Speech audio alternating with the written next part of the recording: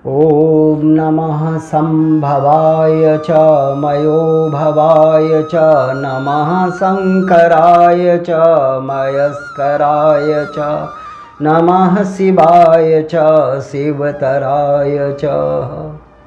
ओम शांति शांति शांति। आर्यावर्त देश युगों युगों से जगत गुरु की गरिमा से गौरवान्वित रहा है और उसका आधार रहा है आत्म विकास। भौतिक विकास के साथ साथ शारीरिक उन्नति के साथ साथ आत्मिक उन्नति और तदुपरांत सामाजिक उन्नति।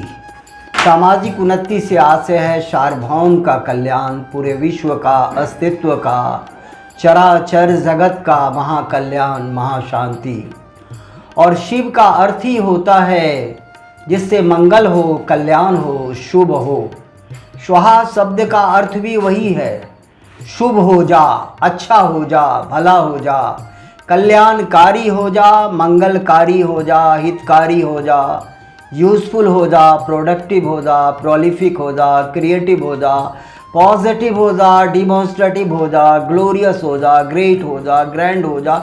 ये स्वाहा शब्द का अर्थ रहा है, मगर लोग ना समझी से स्वाहा का मतलब जल जाना, भस्म हो जाना समझ बैठते हैं। शंकर भगवान क्या हमसे चाहते हैं? हमारे अंदर जो बुराइयां हैं वो भस्म हो जाए और जो अच्छाइयां हैं वो हमारे जीवन में जर जाए, आ जाए। आखिर ये बोलबम का नारा किस लिए? ये कई किलोमीटर की यात्रा आखिर किस लिए? ये यात्रा, वॉकिंग को कहा गया द बेस्ट एक्सरसाइज, व्यायाम, जीवन का विस्तार, जीवन का विकास। और जीवन का विकास का मतलब क्या है? जीवन का विकास का मतलब क्षणभंगुर आकर्षणों और सुखों का विकास नहीं है। वस्तुतः हमारा देश शाश्वत शांति के वरदान कैसे जीवात्मा सुलभ हो, उस विधा को, उस कला को युगों पहले जान लिया था। ये बोलबम का नारा हमें कहां पहुंचाता है? शब्द ब्रह्म है और शब्द का बारंबार उच्चारण हमारे अंदर में एक परिवर्तन लाता है। वह परिवर्तन और परिवर्धन, परिष्कार और निखार, उसके माध्यम से जिस दुनिया में हमारा प्रवेश होता है वह है कुंडलिनी जागरण, चक्र जागरण, सुषुम्ना नारी का जग जाना, ईडा पिंगला को संतुलित होकर के सुषुम्ना नारी को जागृत और प्रज्वलित करने के लिए जॉब की महिमा युगों युगों से रही है। मैं तो देखता हूं लोग 30-30, 40-40 सालों से यात्रा कर रहे हैं और उच्चारण करते हुए कर रहे हैं। आशय क्या है? आशय है उस जगत में जाना जो जगत हमें परमानेंट ब्लिस ऑफ लाइफ प्रदान करता है, इटर्नल प्लेजर ऑफ लाइफ देता है, जिससे हम शाश्वत सनातन सुख, शांति और आनंद के अवस्था में अवस्थित हो जाते हैं। हम जल चढ़ाते हैं, शिव भगवान को जल चढ़ाते हैं। और हमें भस्म क्या करना है? भस्म करना है भीतर में जो बुराइयां हैं, जैसे काम वासना, जैसे क्रोध, जैसे लोभ, जैसे मोह, जैसे अहंकार, जैसे ईर्ष्या, द्वेष। वैज्ञानिक लोग भी खूब जानते हैं आजकल कि भारत के मनुष्यों ने किस ऊंचाई और गहराई को युगों पहले पकड़ लिया था और ऋषि बन गए थे, ऋषिवर हो गए थे। जब भी एक बार हम क्रोध करते हैं उसका मतलब क्या होता है मालूम? हमारे शरीर के भीतर के समस्त संस्थानों में विकृति और विषमता के बाढ़ आ जाते हैं।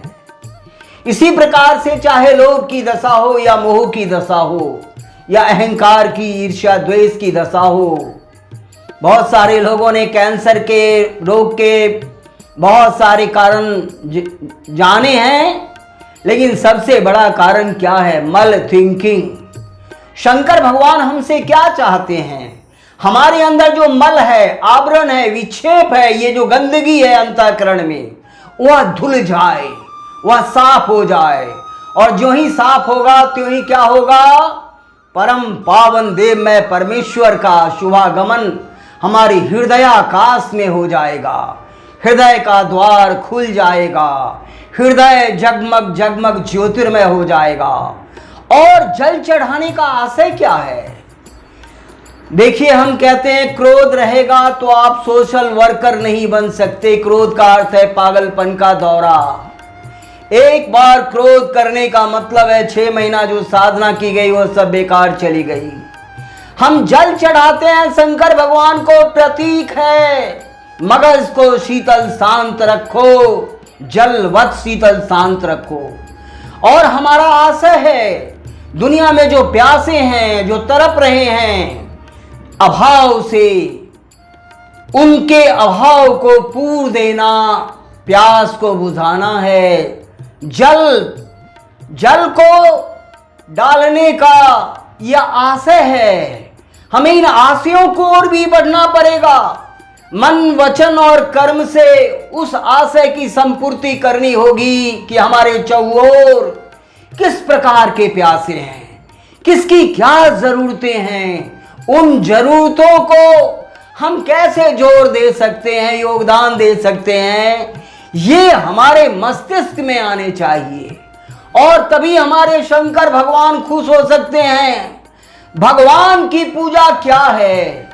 भगवान की पूजा है नर की पूजा, नारायण की पूजा। हमारी संस्कृति में नर से लेकर के प्राणी मात्र तक की पूजा, पशुओं और पक्षियों के लिए भी भाग निकालने की परंपरा ऋषि महर्षियों की थी। उसको बलि वैश्य देव यज्ञ कहते हैं। पशुओं के लिए भाग निकालना, पर्यावरण को शुद्ध करने के लिए हवन करना, ये सारी चीजें हमारी परंपरा के अंग संग बन गए थे। और हमारा यह राष्ट्र जिस नैतिकता को, जिस वैदिकता को, जिस धार्मिकता को, जिस पावनता को, जिस प्रियता को, जिस पूर्णता को युगों पहले जान लिया था, विज्ञान धीरे धीरे उस रिसीविंग लेवल की ओर ही आ रहा है। कल वैज्ञानिक बोलेंगे आत्म साधना करो, तुम जॉब करो, ये केवल संत महात्मा बोलेंगे, बात वहीं तक नहीं रह जाएगी। ऐसे तो कहते हैं संत न होते जग में डूब मरता संसार, आग लगे आकाश में झर झर गिरे अंगार। ये वासनाओं का, ये स्नाओं का, तृष्णाओं का अंगार चारों ओर जो आज कह लीजिए हमारे जीवन को तार तार तंग तवा नस नाबूद करने के लिए है, उसको रोकने की औषधि क्या है?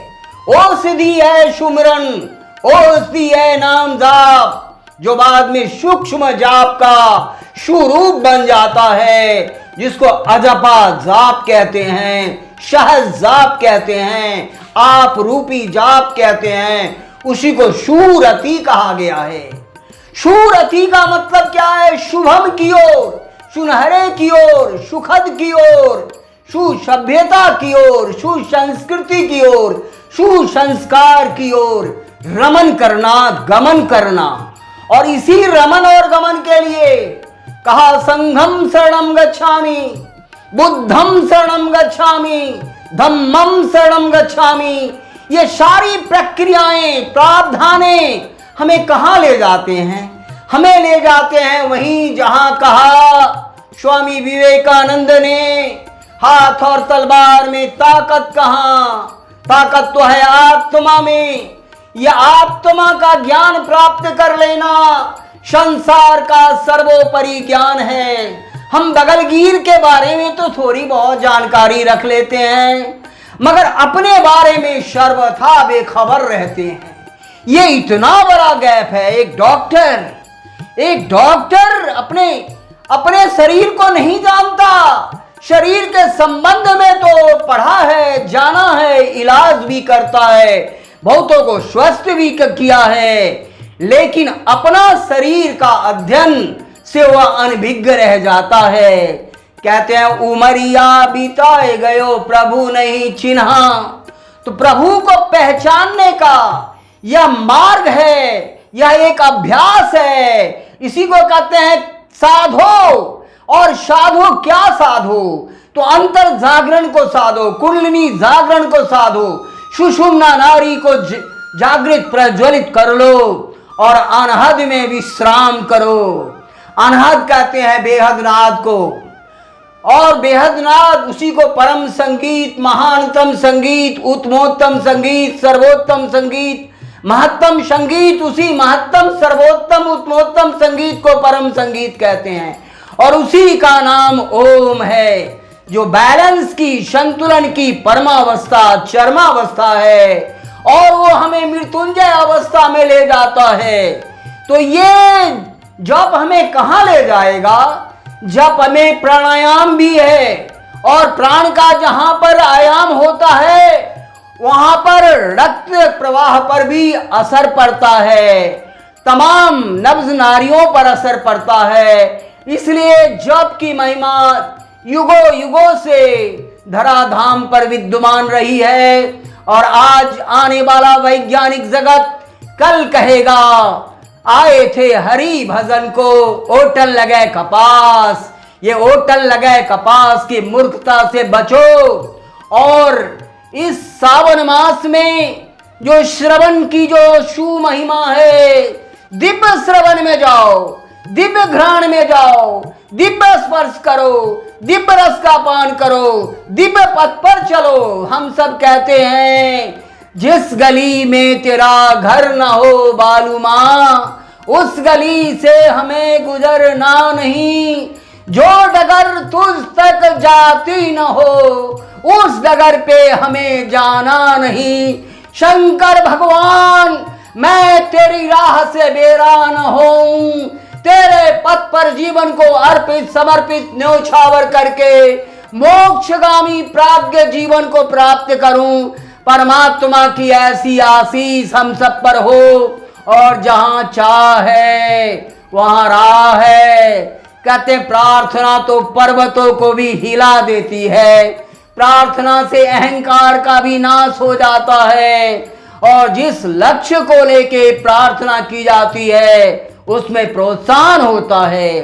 तो यह जो प्रक्रियाएं आध्यात्मिक हैं, शब्द ब्रह्म है, और किसी भी शब्द के बारंबार उच्चारण से अंतर जगत, अंतर लोक, अंदर का केंद्र, अंदर का फिल्म, अंदर का टेलीविजन, और शंकर भगवान के भीतर जो त्रिनेत्र हम देखते हैं वो हमारे भीतर भी त्रिनेत्र है, और वह जग जाता है। जब जग जाता है तो जिंदगी की जायका में महान परिवर्तन, परिवर्धन, परिष्कार, निखार, धार, चमक, दमक, कौन, तेज, रश्मि, आभा, अक्स का आविर्भाव हो जाता है। सत्यम शिवम सुंदरम से जीवन सदन सराबोर हो जाता है, और जीवन के कण कण में शंकर भगवान की वह मधुर ध्वनि जो कल्याण से भरी होती है, मंगल से सनी होती है, उस हितकारी स्वरूप में हमारे जीवन का रोम रोम, अणु अणु, परमाणु परमाणु, बिंदु बिंदु, रंध्र रंध्र, रेशा रेशा, पोर पोर, यत्र तत्र सर्वत्र ओम खम ब्रह्म हरि व्यापक सर्वत्र समाना। ओ प्रेम से प्रकट होई मैं जाना, तो वो प्रकट हो जाता है, और प्रकट होते ही हम सब चैतन्य महाप्रभु की तरह खुशी से नाचने लग जाते हैं। मीराबाई की तरह पैर घुंघरू बांध मीरा नाची। ओ जित देखो तित श्याममयी, स्वरूप में शिवम ही शिवम का जब आपके जीवन सदन में दर्शन, दीदार, रूह बरूह रियलाइजेशन होने लग जाएगा, उस अवस्था का नाम है ब्रह्ममयिता। उस अवस्था को कहते हैं अद्वैत। आरंभ में परमात्मा, आत्मा और प्रकृति त्रैतवाद होते हैं, लेकिन साधना की गहनतम गहराई में, उच्चतम ऊंचाई में जीवात्मा को दूसरा नजर ही नहीं आता है। शंकर भगवान ही शंकर भगवान चहुओर नजर आने लग जाएंगे, मंगल ही मंगल सर्वत्र नजर आने लग जाएगा, और कल्याण ही कल्याण चहुओर दृष्टिगोचर होने लग जाएगा। वह दशा है आशावाद की, वह दशा है जीवन की परम पूर्णता की, परम लक्ष्य की, परमानंद की प्राप्ति की। भगवान करे शंकर भगवान का वह आशीर्वाद जीवात्माओं को इस धराधाम पर ऐसे सुलभ हो कि सर्वे भवन्तु सुखिना, सर्वे सन्तु निरामया, सर्वे भद्राणि पश्यन्तु मां कश्चित् दुख भाग भवेत्। सब सुखी हों, उस प्रज्वलित प्रकाशित स्वरूप में संसार के लोगों को ले जाने की शक्ति और दीप्ति शंकर भगवान आपके इस यात्रा पूर्ण करने के उपरांत पूर्ण कर दें, ताकि अपनी आत्म पूर्णता के द्वारा सर्व पूर्णता और विश्व पूर्णता के सुसाध को आप पूर्ण करने में कामयाब हो जाएंगे। परमात्मा की ऐसी आशीष हम सब पर हो। ओम सम।